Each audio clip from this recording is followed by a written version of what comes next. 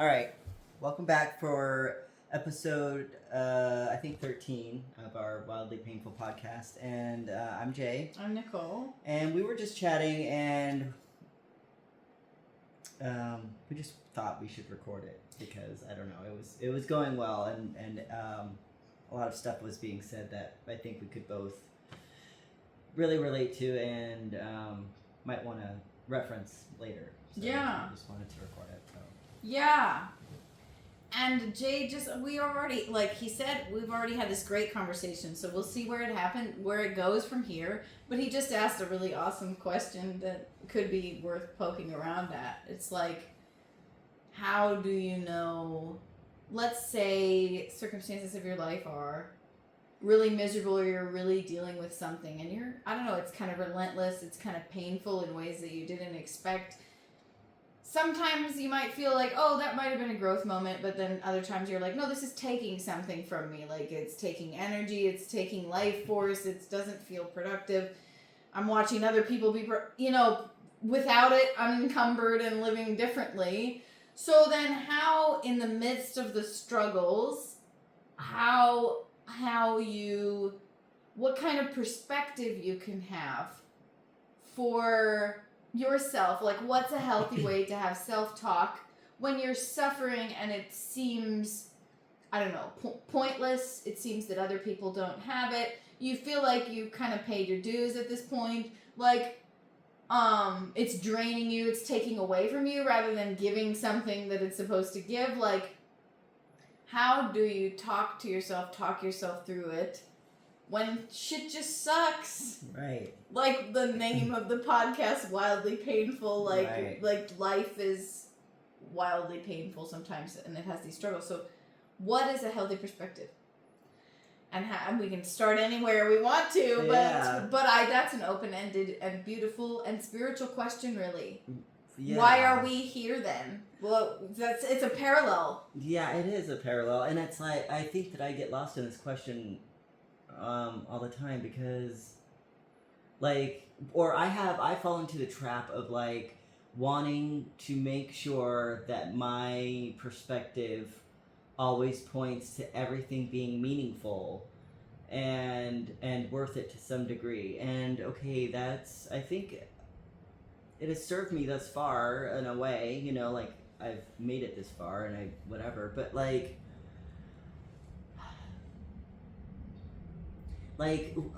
is me, am I by defining my pain as meaningful and worth it and giving me growth, am I somehow keeping myself in pain by just accepting it also? Oh, like manifesting more pain for yourself? Well,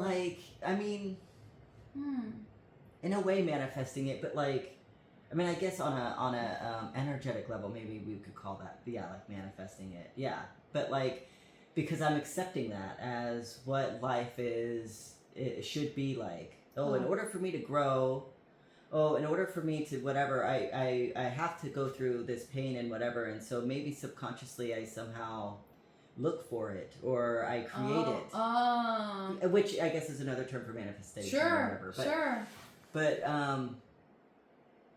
so I wonder that. I wonder that. I do think, and this is what I was saying earlier, I do think that life, and I think this is what started it, was that I was saying that life, you're not going to grow from a completely painless and easy life. A life of ease is not one that I necessarily would ever want for myself, but I'm talking about, I don't want an entire life of ease. I think pain points are incredibly useful, and they can ultimately be empowering, and that's what helps us grow. It gives us depth. It forces us to look inward, and that's why we're here. In my mind, I truly believe that. But at the same time, am I thinking that I think I'm ready to not suffer so much. I think I'm ready to. I don't want to keep seeing the meaning in this. I want to be able to let it go, so that I can move forward and live the second half of my life in ease, or at least learn the lessons that like I had in the first half, or you know, Yeah. and actually use the growth. Like, so it's like sometimes I think I keep myself stagnant by being like, this is this pain is worthy. I'm like making it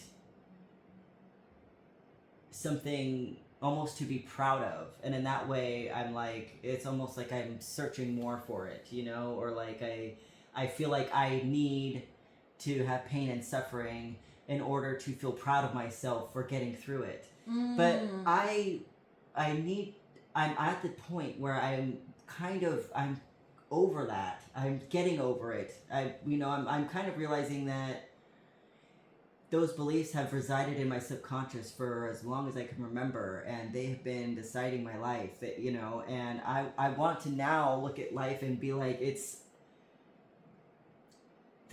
the pain was worth it, but like now I can be someone who can live in joy and still feel like I am growing and accomplishing and using all of those experiences for good, as opposed to just torturing myself for the sake of saying I survived torture, you know? Yeah. What the fuck? Yeah. Wow. Yeah. I mean, did you know that about yourself until you said it just now? Not entirely, no. That's awesome. No. I've been feeling a certain sense of shift in the past few weeks, but I'm just now kind of, I think it's just kind of formulating as we're talking about it. Cool. You know? Yeah. But it's not, I don't know how to grapple. I don't know how to deal with it, really. Like, I don't know how to really live the life that I'm talking about living. Right. So we don't know yet how to overcome suffering Yes. in this way. Right. And we don't know what that life looks like, what the good life looks like and feels like on the other side of it, because we've never lived it. But you might be in the process of letting go of, and I might be learning about myself as you talk too, some sort of maybe moral superiority that you might be getting out of, well, I'm suffering and that makes me a particularly good person. Yes, exactly. Or like, yeah, exactly. Interesting. Exactly. But even like quietly suffering, like as though that's some sort of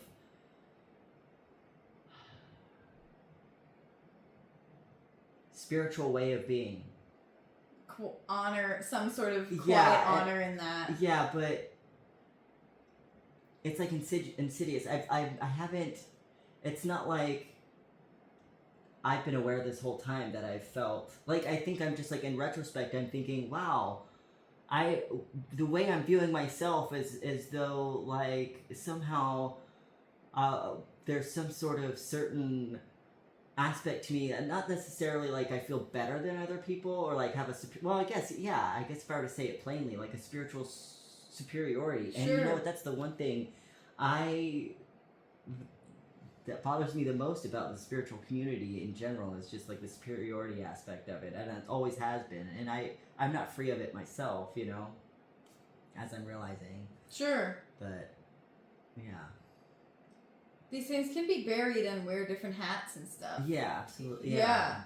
No, I get it, and I think I might have something like parallel or something going on too. Sure. It's interesting. It's interesting. So what feels good? What feels good to that part? Let's try and put it into words, because I feel like whenever we can get real words around it, it'll lose its power. Yeah. If my life is harder than other people's, I'm doing more work than them, or I'm better than them in some way, or if I'm unhappy, that's safer. If I'm unhappy, that's safer, or because joy is really terrifying, or because have you ever noticed how joy is really vulnerable? Yeah, it is. It is. I'm just poking around though, because I feel like if we can name it, that'll. Yeah. We might have also our own different ones, but if Sure. we can, I don't know. Yeah. I think I think for me, I kind of would escape from like painful experiences by redefining them as something that I'm growing from and is giving me transformation, and then from realizing that I'm growing and transforming, that somehow that's what I should look for in life in a way. Wow. Okay. And, you know, like subconsciously, it's like, okay, like, and then from there, I think there's an aspect that I have. It's gone largely unsupervised because I wasn't really aware, but there is a feeling of like, oh, okay, yeah, I have overcome and I have grown and I have transformed, and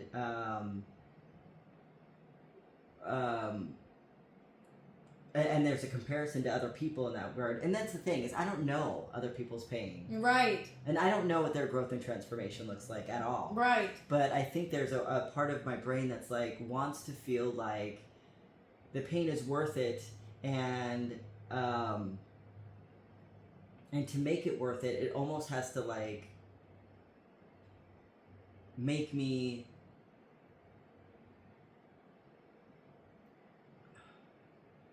I don't know how to word this. Like, That's okay. Like it just has to make me like a better person, which I do think that not necessarily in comparison to other people, but like, and I do think pain is, that's the thing. I think that there's a like suffering is part of. It's part of life. You cannot avoid it. Right. There's not a single person that I could imagine has avoided suffering. You know. But I don't think it's incredibly novel. Like I don't think it makes, or noble, you know. But like it's like the story of Buddha. So like, and I might go off on a tangent. Good. Here, but like, I don't know if you're familiar. He was like a prince in the castle, and everything was perfect. He had everything given to him, but he just lived within the walls of the castle, whatever. And then he just stepped out of the castle, and all of a sudden he sees the suffering, and through him seeing the suffering and him experiencing it himself, then he becomes Buddha. And so I learned that story a long time ago, and so I'm thinking like, oh, that's the awakening comes through suffering. Yeah. And so it's like I just think there's a part of me that really latched on to all of the shitty things in my life, and then I would like really try to dissect it and like overcome it and like be like intellectual about it, like whatever. And so I just think that there's a threshold where it becomes like something that can propel us to the growth and the greatness that we're meant to be. And then there's a way to just get stuck in it and feeling like, oh, well, this is what I need my whole life. And that's where I've been for a long time, you know, just like mulling over shit and being like stuck in this idea that I have to be in pain in order to not only grow, but even be cared about. Yeah. You know? Yeah. So it's like, yeah, this is like a deep conversation. It's a deep thing that I'm realizing, like for me at least. Yeah. Oh my God, it's very profound. Well, it's like I'm realizing just through talking through this, like how this is. This isn't really something that I've viewed with much depth in the past. Good. So it's pretty interesting. Yeah, well, I think that this kind of knowledge is definitely power. Yes. And it's because when you name it, it stops having like the full wheel or whatever. Yeah. Yeah, I think mine might be similar. I think I might have a lot of mechanisms in there, but I think I might be afraid of joy, and I might have wanted attention and having my dad was really good at meeting basic needs, and when things were really wrong, he would be there, but like I think maybe not when things were smooth, and sometimes that like made me suppress all my needs, and then other times it's weird how you can have a million coping mechanisms, but like then I think other times maybe problems would be invented. So it's hard. So then when things are going wrong is when my needs are met too. Yes. So if there's a problem, if there's joy, then I might not have presence also. Right. Can I have presence and love when there's joy, or can I only have presence when there's... That would be one thing I'm realizing. Right, absolutely. So it's amazing how you tailor your whole fucking brain chemistry off of your parents, and it just stays that way. But I mean, it just feels familiar. But I'm ready to experience more joy and be present with it. But I learned to treat myself the way my parents did, and like I think I can't handle joy, or I abandon myself in joy. Like sometimes I think what I'm doing when I'm scrolling at night or something is like everything's fine with everything, all the needs are met, so I'm going to check out. So unfortunately now I've got a culture of checking out with. So anyway, I think there's a lot. I think I maybe end up a little bit different than yours, but then still the thing is that we need now we have both a situation where we think we need the pain and the struggle and the suffering. Yes. And we're both ready to kind Release of it. let it go. Yeah. And just like, because as much as suffering has to be a part of life, like joy also does. And ease. Right, yeah. Joy also and ease. Like, yeah, like, we need to build our compassion by going through rough things. But like, if we need some ease so that there we build, I don't know, community and this and that, and so that when you do struggle you get ideas from other people and then you can help them. We have to also be the ones that are flourishing to be able to take... I want to take crying phone calls like you have been.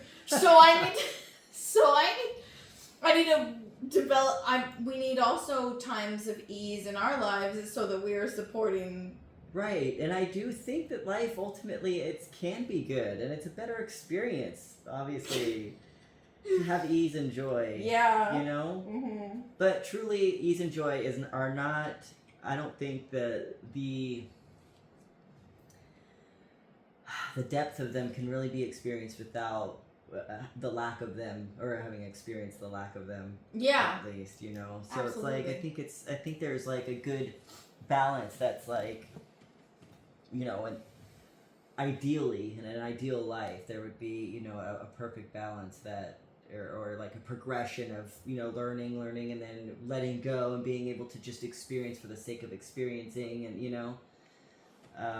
But, you know, life is not a linear thing, and not everybody's, you know, I think that's kind of also the beauty of it. We're all of us, however billion people there are, we're just stumbling through as best as we can. Yeah.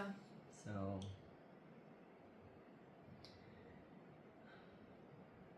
it's really fascinating. That's super fascinating. Yeah. So, does that help you? Does what we've done help you in your, like, allowing of less problems? Like, do you think that what we've done, like, what else do you want to know about it? Because does this help your perspective? Yeah, I think it does, but it's like, I also think that somehow the pain points of my life, I've identified with them in certain ways that are like kind of in my blind spots a little bit. I think it'll take a little while to unravel it. Yeah, that's fine. But like identifying it, as much as the much needed start.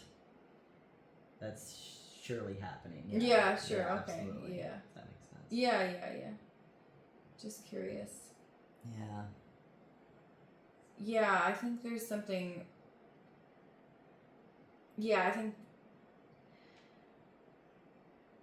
I think it's so fascinating too because I keep thinking about spiritual bypassing. Yeah. So, like, somehow I feel like when the suffering is there such that I get something out of it for myself selfishly, that is maybe fake suffering or something is going on, but then when the real stuff hits and when it's really time for me to do my work, I think I'm actually bypassing. Do you know what I'm saying? Like, I get what you're saying, but like, I don't know share if an example, I like- don't know if I can do much more than that, because that might have just been an intuitive vibe. But I just want to come out right now and say that I avoid real pain. yeah. At all costs, consciously and unconsciously. Unfortunately, I've trained now my unconscious mind to be really good at that. So, Yeah, absolutely. yeah. And I do that too. And spiritual. So the way that I do that is when I'm faced with something that's truly painful, I immediately, or as quick as I possibly can, I try to reframe it as something, and this is gonna sound like it's a good, like, this is why it's so subtle. It's like I try to reframe it as something that like I think I was saying earlier, like, oh, I could grow from it and whatever. It's like whatever, but like I'm not growing from it at all. I'm just telling myself that, and I'm actually suppressing it, because the way to grow is to like go through it. You know, you've got to like, you have to experience it. You know, you have to like really ingest and digest the situation for what it is, and if it's painful, you just gotta let it be painful for a little bit. You don't need to like reason it away as soon as you possibly can, you know. And that's what my, because I think I'm doing something spiritual when I do that, and that's my spiritual escape, like bypassing, you know. Yeah, these things are really subtle and wear cute hats to look really Yes, they're like they it's very subtle, insidious. insidious, yeah. Yeah, because like my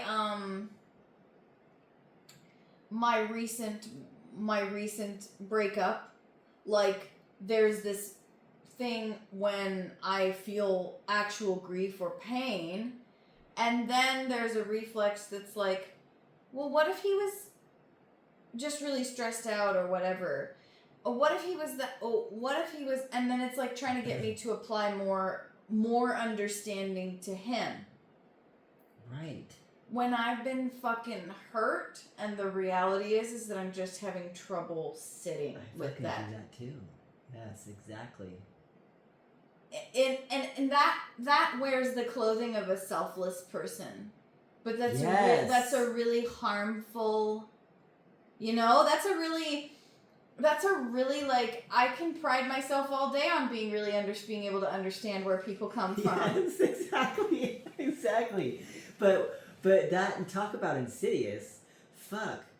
Because then you can even feel proud of yourself for being so understanding. I mean, sometimes I'm like, whoa, gosh, I really caught the nuance in that. And then it's like, but yet I'm still suffering. Do you know what I mean? Yeah, it's totally invalidating your own Experience.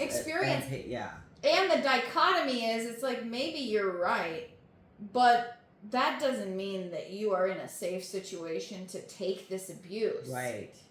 Get the fuck out. Right. And understanding them does not mean you are wrong. Right. Yeah. Or like that your feelings don't matter or something. Yeah, exactly. Yeah. It's wild. That is wild. Yeah. That's funny. When I said it, you resonated a lot, because it sounds like you have a similar voice. Yes. But it's like, oh, look how cute. Yeah, but I've been stressed for months. Like, this is right, my yeah. blood. I'm gonna develop health problems if I stay in this relationship. Right. Like, I can't do this anymore. Right. But maybe, he was just really tired. Yeah. I'm busy and. Fuck. Yeah, he's being outright cruel, and it's like, good job being understanding. Right. Yeah. Like, but that's how you can end up carrying the whole relationship, if you're extending all the understanding, and then you're putting up with so little. So that's the face of my addiction. Before the episode, we were talking about that. It's like, the face of my addiction is justifying staying in it even though I'm not in a good situation. Yeah. And trying to go back to it even though that's it's not yeah. a good That's situation. that's like the hallmark of addiction, right? Or like. Yes. But I don't know that that's not my voice when it says it. I have to be paying such good attention. And even I'm not able to catch it when it happens. Right now, I'm just able to tell you about it, that it sometimes happens. Because when it does happen, I end up, believing it. So I'm in this place where I'll go in and out of believing it, which I think we were talking about in different words before. And I think that's why my grief can build up so high and I can get so upset, is because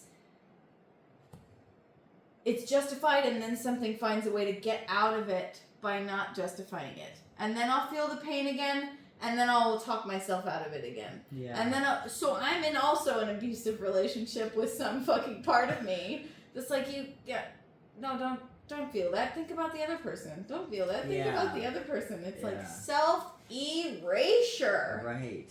Yeah. So fuck. Right. I hate this shit. But, also sometimes people's behaviors are so fucking confusing, and it's like, we just want to understand, too.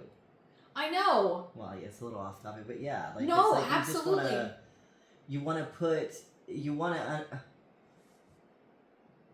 It's like, when somebody hurts us, it's like, for me anyway, I would rather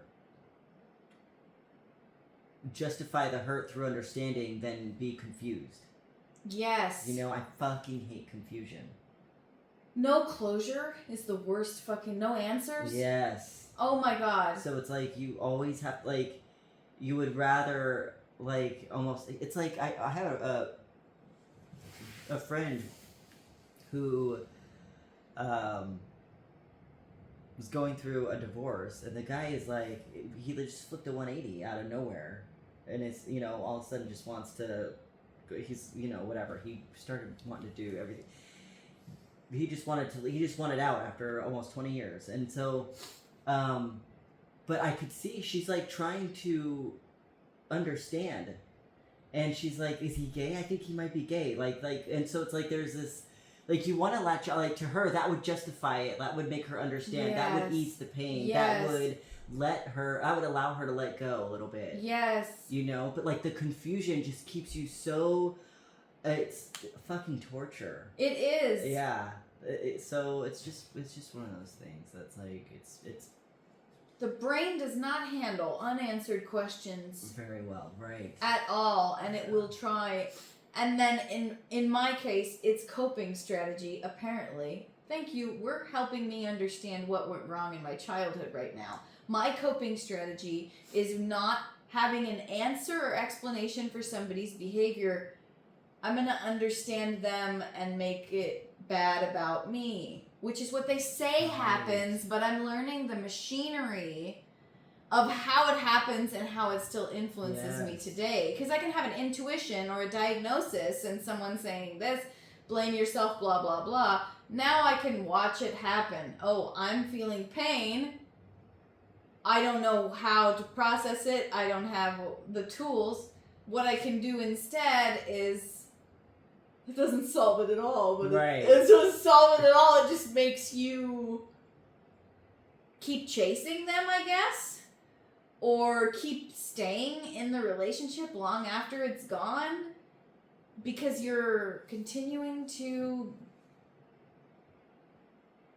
make it not their fault. So then then it's your fault. I don't know. Yeah, I think some of it might have to do with feeling like then could possibly be within your control to make the relationship successful. Because if it's like, I can understand them, then it must be me. So what can I do to change in order to make this work? Well, really, they're the problem all the time. No, they're like, the truth is that the problem lies in somebody else's behavior, which we just can't control. Yeah. So. Oh my god. Yeah. That is us trying to get control. Yeah. desperately over what we can't understand. So we blame ourselves in order to take back control. Like, I've known this exists sort of consciously and abstractly, but I feel that we are getting into it mechanically and nervous systemly in a way that really is helping me. Yeah, good. Me too. So, these coping mechanisms, well, at least the one we've talked through for me in my situation, is a way to get control by making myself bad somehow, or responsible. At least responsible. Yes. Maybe not bad, but at least responsible. And then, but if we're responsible, then that's why we're replaying all the conversations. And I don't know if you do this.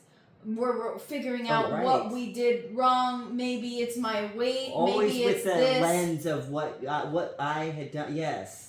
So then we find all these flaws in ourselves and beat ourselves up for them, but they don't exist. It's just a part of our brain chemistry that's gone awry. And then now we have these beliefs that we carry probably to the next 20 fucking years. Yeah. No, Jay.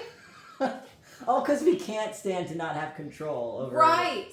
Well, and these coping strategies come before we could handle our emotions. But the thing is that I still can't handle my emotions. Is that supposed to get easier? Well, I guess we gotta get better at dealing with our emotions. But yeah. So there's tremendous power in accepting and sitting and accepting that we don't have control or. Yes, I think accepting that you can only control yourself and other people are responsible for their own selves, and whatever they do, whether it hurts us or not, is not a reflection of us. You know. We just solved my whole fucking thing. Oh, good. Sorry, we're delete this bullshit. Yeah, well, yeah. I mean, we can save it. We just solved my whole fucking thing. Yeah. Thanks. I mean, I hope yours too. Yeah, I don't know, or some parallel fucking thing. Sure. Fuck.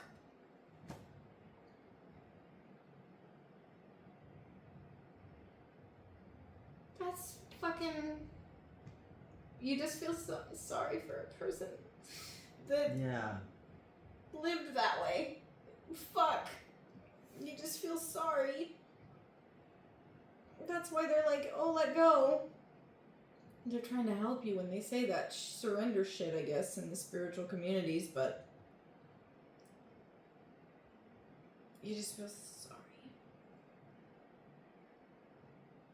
I made myself so small. And I make myself smaller and smaller and smaller, and I can't even get that. And then I'm still blaming myself, and I'm still erasing and understanding. Right. What a terrible relationship to be in. Yeah. And that's what I keep doing. Yeah. Anyway, we solved my whole fucking childhood. I know, that's so good. Because I feel that, I don't know. We can talk philosophically all day, but something is more awake now with the meditation, with our conversations. I'm working on myself a lot, so I can feel it more truly. Does that make sense? Yeah. And then somehow when we describe it, and it's not abstract anymore, and you can see it for what it is, somehow the moment of understanding is there. I don't know. Yeah. Then that's hopefully productive tears or whatever, because it's like, let's not function this way anymore. Right. But I didn't know. In the moments I didn't know. I just knew I was acting on urgency or patterns or emotions. Absolutely. I was caught up in it, but I think maybe it must be losing its hold now if I'm able to, I guess, block him and try to move on and not keep chasing. Yeah. The chasing thing is broken. Yeah. Good. I mean, what is a person doing then if they're I understand.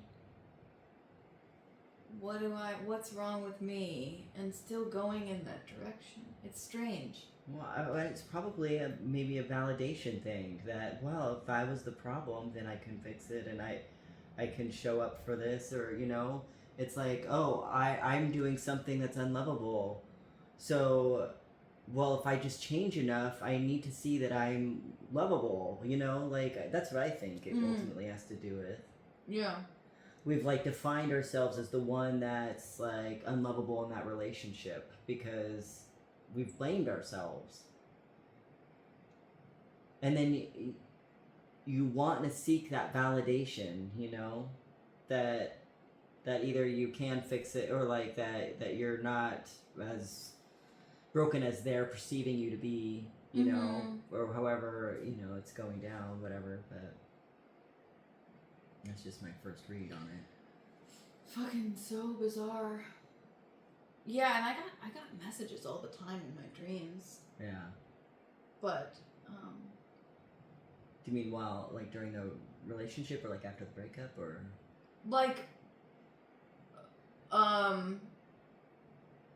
like I would, I'm leaving at 3. Like, I was in my grandparents' house. My grandparents probably would have modeled a really loving relationship, even though it was messy. Because I didn't see it in my parents, but they modeled it, and then Akshay and I were in there, and in my grandparents' house. But then, like, I was leaving at 3. I was leaving at 3. So whenever and I'm in the middle of a Vipassana retreat when this happened, my Satipatthana that I was in. So we were in our relationship, but he was neglecting me horribly in India. Right. So, and it was like, oh, I guess I'm leaving at 3. What are you doing? And he's like, I'm going to play Fortnite. He was going into a dark room with a computer and like a young boy or a college-age boy or like a teenage boy to play Fortnite, which is like a game, I guess, but it's bizarre because it's like a month. And I smiled and I said like, oh, like that sounds fun for you. But then I was like, but I don't want to go yet. Like, so I don't want to go yet. And then I was trying to initiate sex or whatever, and he was kind of going along with it. But it was like telling me like, I'm going to leave that when I finally commit. Or I can't remember the exact, that was one dream that told me like, I'm leaving when I finally commit to something. Oh, right. And I'm in the middle of a Vipassana retreat, so I had a feeling that it was probably like... Yeah. Surrendering to nature or Vipassana or whatever the fuck.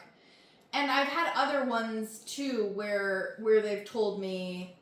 I can't remember the exact symbols, but my whole thing is like, okay, I remember, too. I remember negotiating in the morning. When you're negotiating with your dreams in the morning, you are in a fucking fight with your subconscious. Because I remember looking at the things and it goes, oh, okay, so Akshay is blocking my spiritual path. And here's what I go to my guides, but it's probably just my, like, way of thinking about Akshay and my, like, you know what I mean? Yeah. I'm like, there's a layer of attachment that I could probably clear and then our relationship will still be tenable. Yeah. God, so anyways, Self-blame, yeah. Right. Or throughout my whole relationship, I've had a lot of dreams of being approached by men for sex, which is a good thing. Yeah. In the dreams, like merging with different aspects of yourself that are masculine, especially for someone. Oh, right, yeah. My masculine energy needs a little work in terms of like discipline and stuff like that. So like, it would be good for me to be having sex with men in my dreams. I think, as long as they had good qualities or whatever. Yeah, I think it's about like, as long as they have good, But in my dream, I'd be like, oh no, Akshay. Oh no, Akshay. And so, like, in my dream, I was like, oh, I'm like being loyal to Akshay. Oh. Like, I think I'm awake in real life. But if you really think about it, it could be my subconscious saying, like, your real life relationship is blocking your ability to merge with these parts of self. Yeah. Yeah. This one representing like older, this one representing like healer, this one representing better finances, like all of these things missing out. So anyways, that was a long babbly way of saying like, it tried to fucking tell me that I was hurting myself or not in a good place, but I was running with it. And yeah. but I mean, the Satipatthana was hell because he was like, I don't know, something about when you tolerate like a abuse, like, I don't know, it gets in your nervous system and then it bullies you. Yeah. Like, you kind of adopt their abuse yeah, to yourself. yeah. I was getting bullied by Akshay and judged and dismissed and evaded and everything by Akshay in the Satipatthana when we weren't even in touch. Yeah. And that's so fucked up that can happen. Yeah. But I kept choosing it. Well, I think there's like a part of us that like starts to believe the voice of the abuser because we want to make it work, you know? So like, it kind of makes sense because then your self-talk mirrors what they're showing us, you know? Yeah. Yeah. It's makes me seem pretty impressionable. No, I think this is like relatively common in relationships. Really? Yeah, I think so.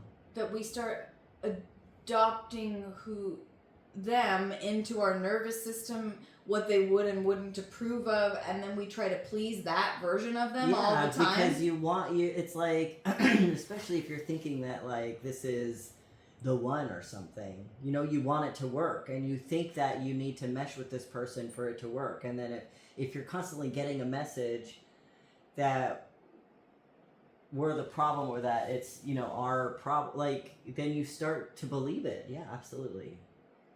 This has happened. I think this is relatively common, particularly in abusive relationships, you know? Mm-hmm.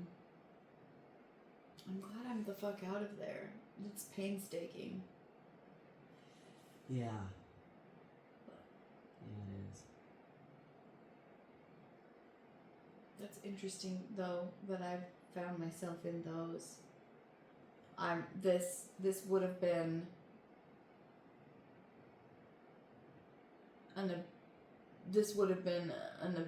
a controlling, abusive guy in a string of a lot of controlling and abusive guys. He was just, his sucker punch of love and tenderness in the beginning was potent enough that that it hooked me. But I thought, oh man, I got a really good one this time. But he showed his colors. Yeah. So, yeah, anyways. I was like, I wonder when I'm going to cry on the podcast. It's only a matter of time. Well, episode 13. Episode 13! Yeah. Thanks. Yeah. Great friend over here. Yeah, Been fielding a billion fucking sad phone calls. Yeah, no, it's fine. I know you do the same for me, so. Definitely. I hope to have half the skill you do, though. The spaciousness that you have to... Yeah, just...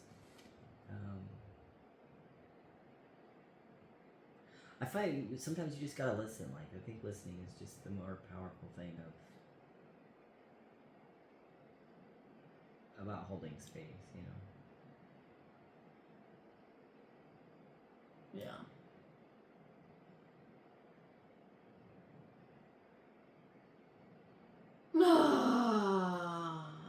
Well, yeah. Well, fucking, yeah. So, anyway, life is weird. Yeah. And I think that, by letting go of Akshay, I'm having to face my life.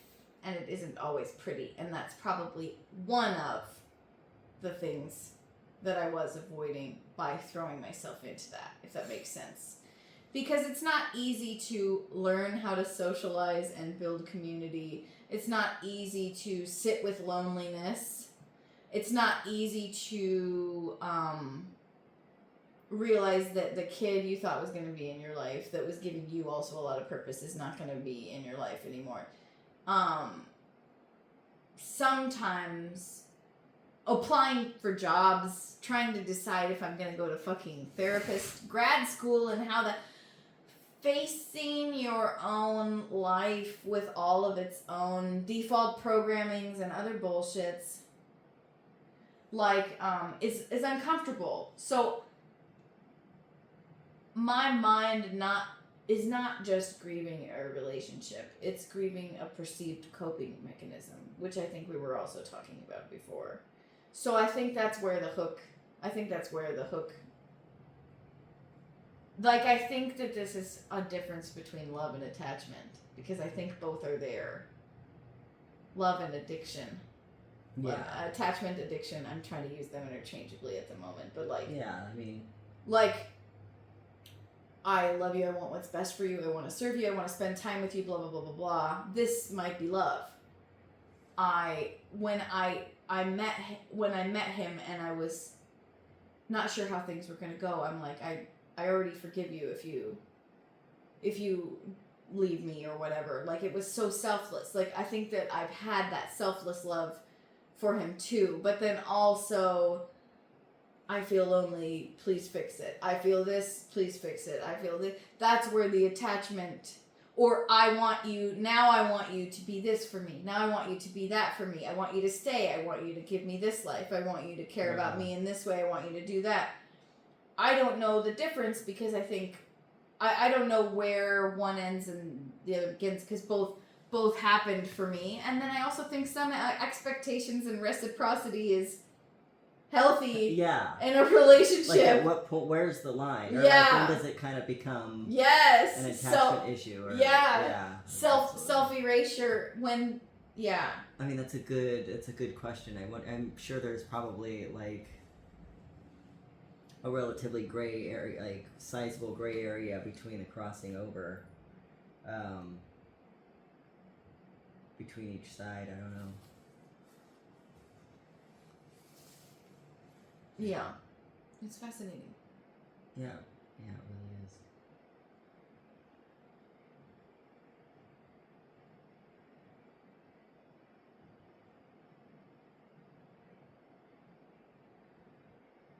You did eat dinner, right? I did, yeah.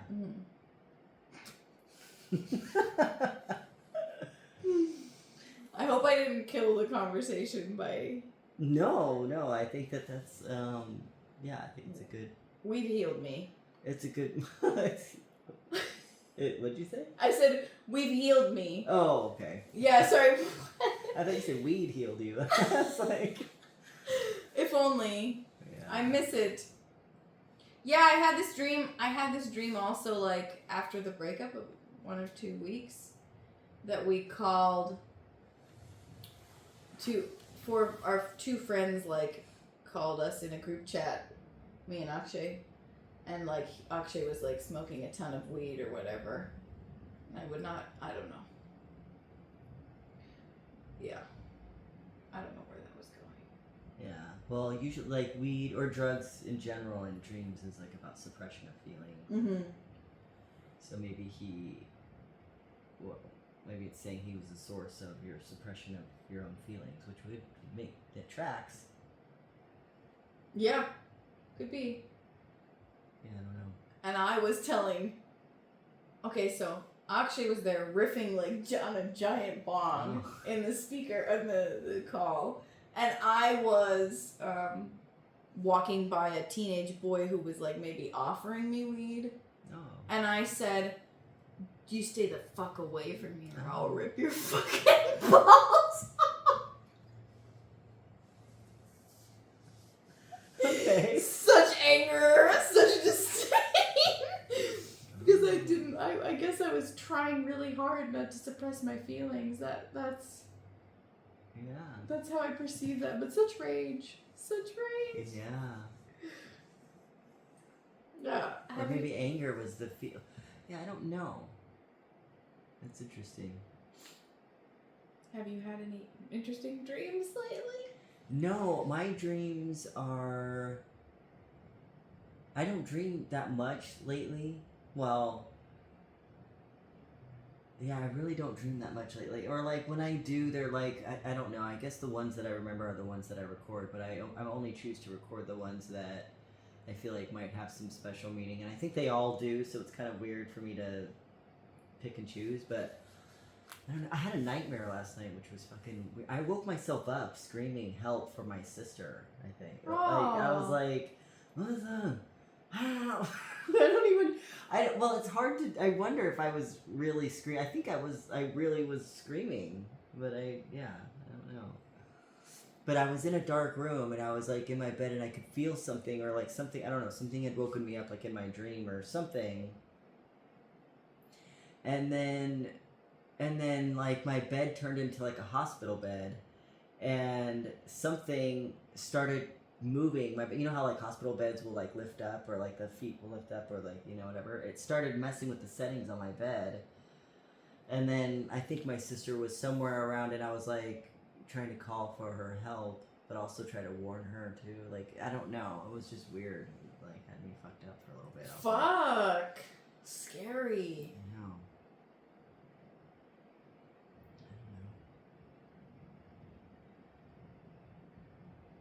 What do you take that to mean? Anything? Because hospitals, is that healing? Spiritual healing? Or I don't know. I forget what I don't know. I forget what that means, but I don't know. So okay, they do say like when you stop drinking that like you can have nightmares or like your dreams become very vivid. So I kind of just assumed it was a byproduct of that. Okay. Just because it's like, but I don't I don't know. Sometimes I do. I'll have nightmares that are so fucked up like that. Like that's not the first time I've woken myself up by screaming. Man, that's intense. Yeah. But you know what? I like sometime last year I was visiting my dad. And I was sleeping on the couch, and he started screaming in the middle of the night, and it was like sounded scary as fuck because he was like, my dad's not like an emotional type of guy or like whatever, but he was just screaming, and I was like, what the fuck? And I guess he gets like nightmares sometimes like that. Fuck. Yeah. So I wonder if it's just kind of like, I don't know if that runs in the family. Right. I don't know either. Yeah. Kind of weird.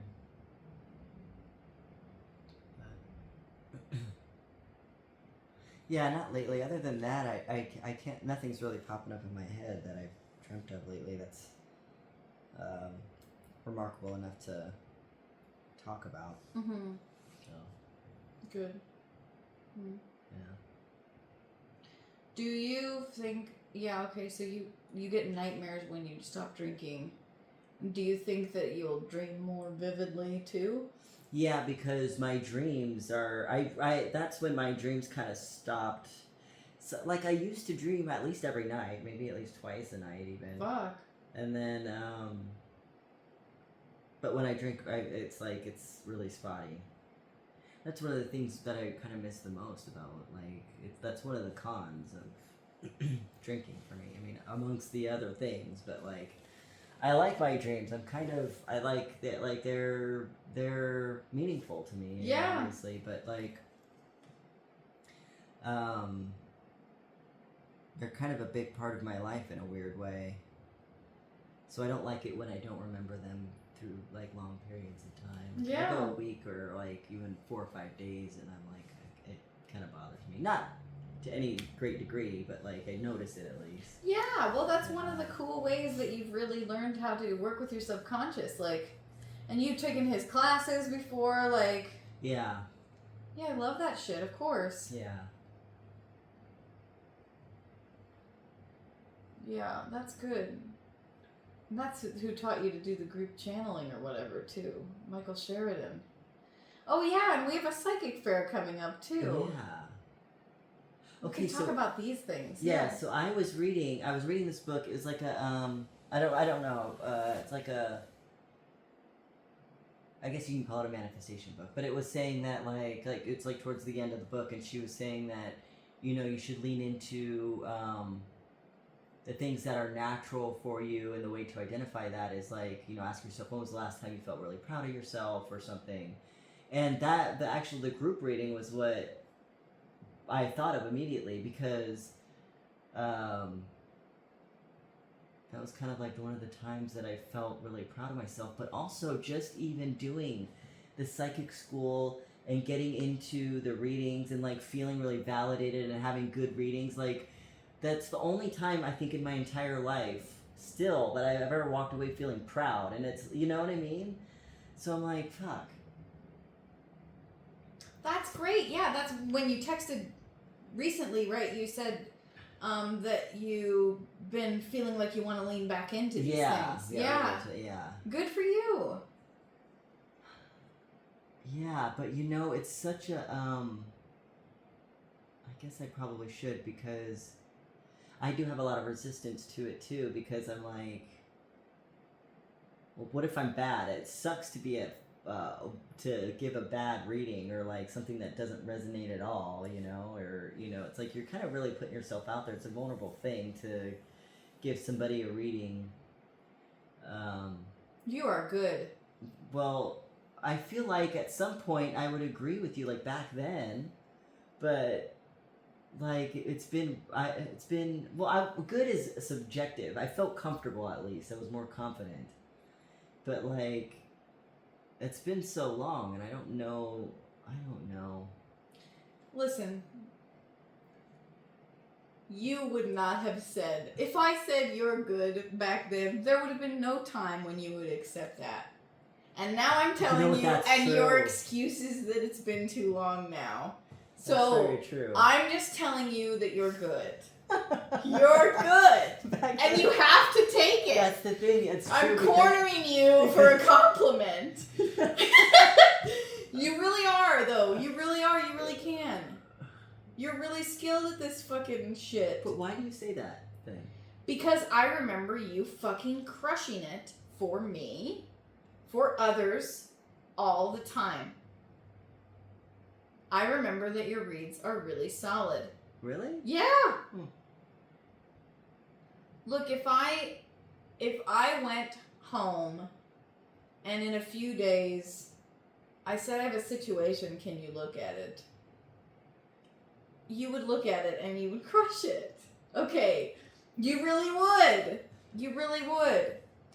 But you would doubt it just like that. Yeah. You're like, no, but no, you know no, how it no. goes. I mean, you've been a reader yourself. Like, no, you know, I do. It's like, it's just one of those things where it's like, it's not like a verifiable, it's not like mathematics where you have an answer that's like, that you could provide that's check. You have to like rely on people's feedback. Yes. And it's like, well, are they being kind? Are they like, or like, is it just, you know, I don't know. It's not, it's just one of those things. It's like, you kind of just have to like, you can't even rely on anything other than your own conviction in what you're saying, I guess. I don't know. Yes. Your own ability to see and your own ability to express and your own emotions and stuff as you're doing it. Yeah. Trying not to give into doubt. Yes, I'm uncomfortable with that aspect of it too. When we started talking about it, I'm like uncomfortable thinking about doing it again because it feels in such a secular world and in such a technical town with all these really, you know what I mean? Yeah. People with real fucking jobs like yourself. And then we have these fucking skills that feel soft.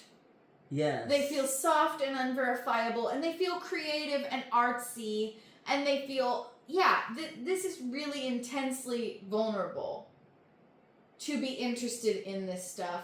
Yeah. And to have confidence in it. And to make it 50 times worse is that I've had stuff that I didn't agree with at the time, and then somebody read for me, and then it's helped me months later. Oh. because I've understood it more, Yeah. or I've had less resistance to it. Yeah. So even if you are good, you might not even get the validation because they might not be able to see it. And even if they do see it, they might have resistance to it, which could come across as invalidation. So we don't have anything but our own. That's it. So we might as well just assume we're good. Let's just assume. And also the having fun with it shit. You know what? That's the point. That's it. Yeah. We're being creative in the ways that we're The looking at amusement. people. Yes. Yeah, the Gotta- fucking Gotta amusement. neutralize it and apply amusement for sure. That's true. No, and yeah, like Madeline always was reminding us, like, we know this stuff. Everybody has these skills. They just get dulled. Yeah, it's true. Yeah. You're just kind of claiming them. And Yeah, I it's think vulnerable as everybody- yeah. fuck. I think that being yourself, Jay Bartlett, is the hardest thing ever. And I think that this might be vulnerable because I think it's us being ourselves in a world that doesn't really like, oh, psychic is the number one thing. It's more esoteric, it's more creative, it's more woo-woo. And I think it's self-assertion. And I think that that's incredibly Yeah. vulnerable. Yeah, that's true. At least that's for Self-assertion. me. That's a very good I'm descriptor. in this situation I'm playing the role of somebody, not pretending to. I'm playing the role of somebody who's reading your energy in my own way, with my own limitations, with my own verbalizations. That's vulnerable as fuck. Yeah. I think it's vulnerable as fuck. Because I think leaning into these things is hard for, I don't know, this could just be me, but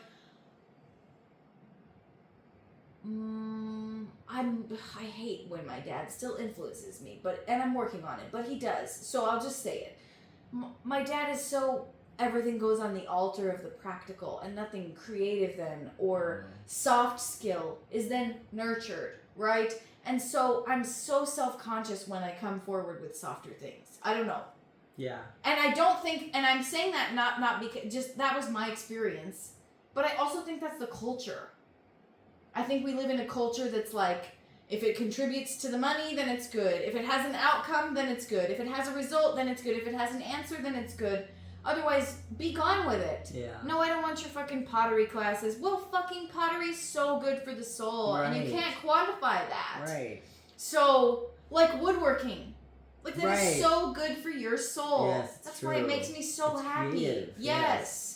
It makes me so happy that you do that because I think it's really good for your heart. I think it's good for your soul. So, this psychic stuff is really good for our hearts. We learned think so it's much true. about each other, ourselves. We learned so many tools. We learned spiritual philosophies. And we helped people. How many times did people feel, oh, thank you? Remember those ones. Yeah, that's true. Remember when you helped someone see an aspect of themselves. Like, when you went in for your reading for your birthday, did they help you? Yes. Did they help you? Yes. Those little psychics helped you. Yeah, they did. So remember The little that. insight, It yes. sort of helps It is. people. Yeah, it's true. It's true. Being spiritually seen, I didn't tell you this, but after that, I slept so fucking Oh, good. And I felt just like a dumping off energy. It was like I was holding on to stuff until somebody saw it, and then when they saw it, it was gone. Yeah. And I was like, I lost weight. Yeah. The energetic Right. weight. Right. Yeah. So anyways, like, you help people. Anyways, So- I'm giving us both this pep talk. Yes, I hope I haven't yeah. gone over the top. No. I think it's good because I think I'm gonna do it. Good. I'm gonna do it, and you should too. Yeah, I'll come. Okay.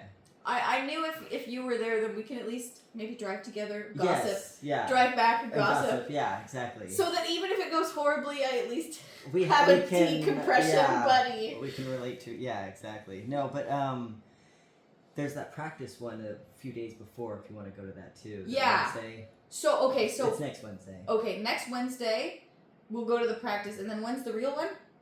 I think Saturday morning. Saturday the morning. 27th. Okay, we'll do it. Okay. Yeah. We'll go be psychics. We'll do it. We won't engage with doubt. Right. We'll engage with, like, I'm serving this person right now, and I'm being myself. Regardless, it's gonna turn. Yes, exactly. It's true. Because Because yes.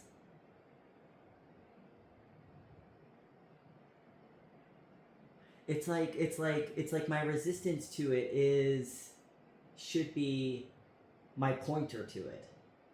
You know, like they say, like they say like your thing is on the other side of fear or whatever it is. Yes. And but like I'm also, it's weird that I can identify those times as things that I used to feel proud of myself for, but yet I'm not willing to, or like I'm so resistant to doing it more, you know? Yeah. Yeah. Because you're afraid you're not good, you're afraid of doing it wrong, or... Yeah, or just, being wrong. Mm-hmm. Yeah, just whatever. But you know what, at the end of the day, I'm likely not going to see those people again anyway. Fuck them. If it's wrong. Fuck them. Fuck them. No, but yeah. Wow, that's great. I'm so happy that you said that. Yeah. That's how we can find, because you and I sometimes we're always like, I don't know what I really want. Right. Oh, we probably do, but they're probably buried in resistance because we're so terribly afraid of them. Right, and I think, yes, exactly. And so is there something that you, like in your past, whether recent past or distant past, is there anything that you walked away feeling really proud of yourself for? Or what are some things that you've, felt proud of? Yeah, that's interesting. I'm glad we're doing the psychic thing because I think I feel the same way. That Yeah. I'm glad that I pursued something just for me, for the heart, for the energy, for the creativity. Yeah. What else? Well, I'm happy to say there's probably a lot lately. Yeah. I do a Good. lot. I do a lot. Yeah. I'm doing a lot right now that I'm proud of. But I do bet there's corners of resistance. Like as I try to, I'll keep an eye out. Yeah. Because I'm proud of myself that I went to this Vipassana retreat. Yeah. I'm proud when I call you crying. Yeah. Because I'm being seen. Right. In a way that's very vulnerable. You're letting yourself be seen. Yeah. Yeah. Because I don't want to, and I think you can hear the resistance in my voice sometimes. Yeah. Like I terribly don't want to bother you. I so terribly don't want to be too much. I so terribly don't, but I'm doing it anyway and it's serving me a lot. Yeah. I hope it's you absolutely. I'm always afraid that it's taking too much space, but I'm proud when I do that. I'm proud I've been working on gratitude. I'm proud I've been meditating. I'm proud that when I do those fucking retreats and I make it through hell and back, I'm proud of those things.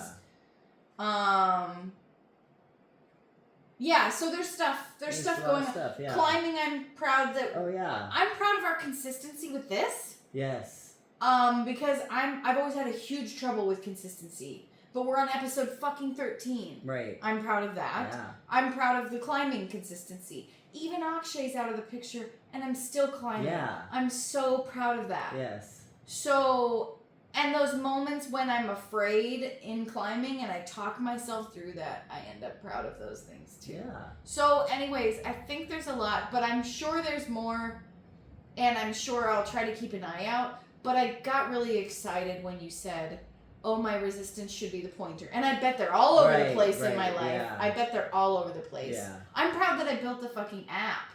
Right. Yes. I realized in the retreat, I was like, in the service that I just did, the 3 days, I was like, I could set a goal that like I apply for 10 jobs a day and it would probably only take me 2 hours.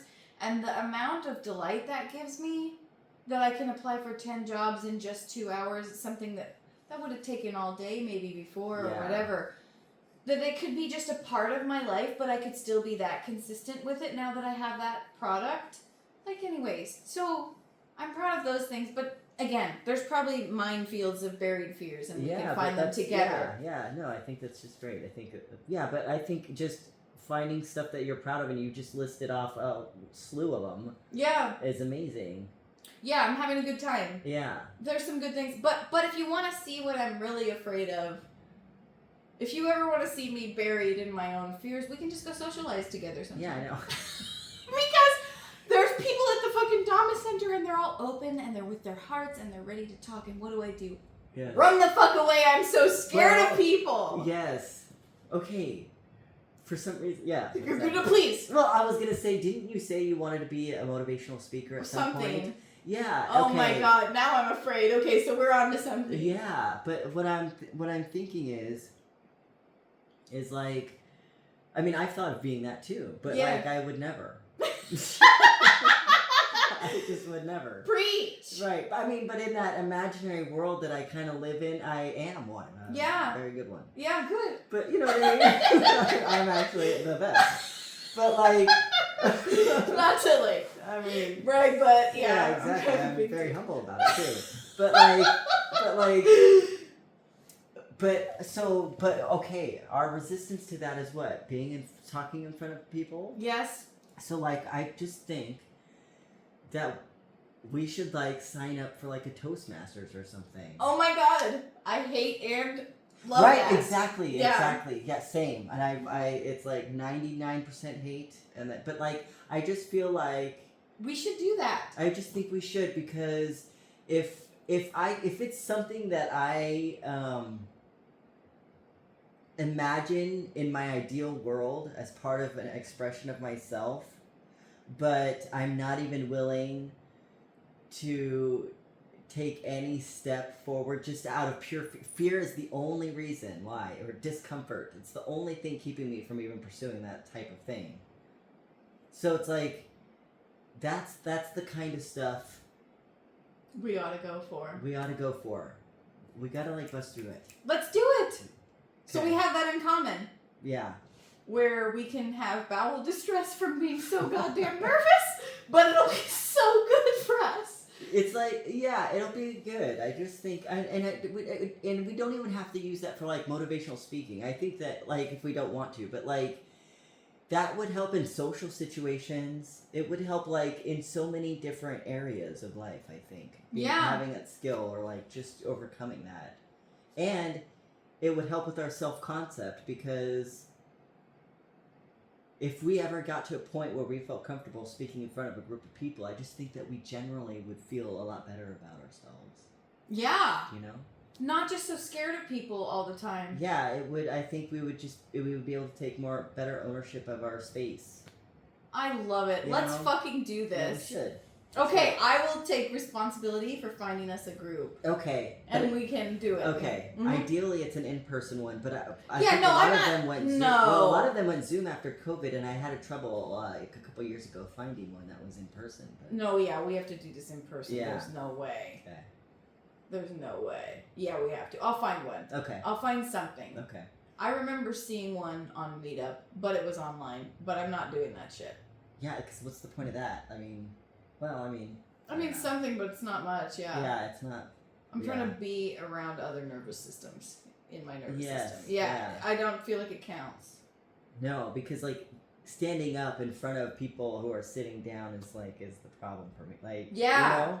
All the eyes boring in your it's like skull. you might as well have a spotlight on you, whereas, like, on Zoom, you're just one square out of many squares. So it's like, yeah. Yeah. Okay. All right. We found it, because I was like, oh, look at all these other things I'm proud of. And then you're like, what about being a motivational speaker? And I'm like, dread. Is that what dread feels like? Right there. I think we found it. Yeah. We found it. All we have to do, yes, almost certainly the things that I need to be leaning into are going to be things involving people. Whether it's having the courage to go to a meetup. Yeah. And just try to awkwardly social. How awkward is going to meetups and socializing, for fuck's sake? Know. I can't take it. So just trying to make friends, that process is I'm cringing just thinking about it. Then what you've added on is more. But then I have had moments in front of people where I'm like really fucking in the zone. Yeah. Yeah. So we gotta do this shit. Yeah, we've got to. This is gonna be good. I think so. I think it'll be really good. Yeah. I used to do like some improv classes too, if you're into those. How does that land with you? Okay, there was one that I almost signed up for, and then I ended up having to have surgery in the middle of it, and I didn't want to waste anyway. Yeah. So I didn't go, but at the end of the improv, it was like a play, like you did a performance. And I was like, If there's an improv class that doesn't have a required performance at the end, like in front, like on a stage in front of like an audience, but who knows? Maybe I could do that and I'd feel better if maybe I shouldn't let that stop me. I don't know, but I'd be down for some improv. I mean, I hate it because if I say Jay, the thing will be good for you because then if I'm like right, but that would be good for us as much as I hate to fucking say it. I know it would be good for us. I would love to in my newer nervous system. Like I tried it maybe 10 years ago or something. I would like to try it again. It's time. I think we should. Yeah, let's look into it. Oh God, I hate us right now. Well, we're just looking into it. We'll go step by step. Let's revisit this. Scroll. Yeah. Okay.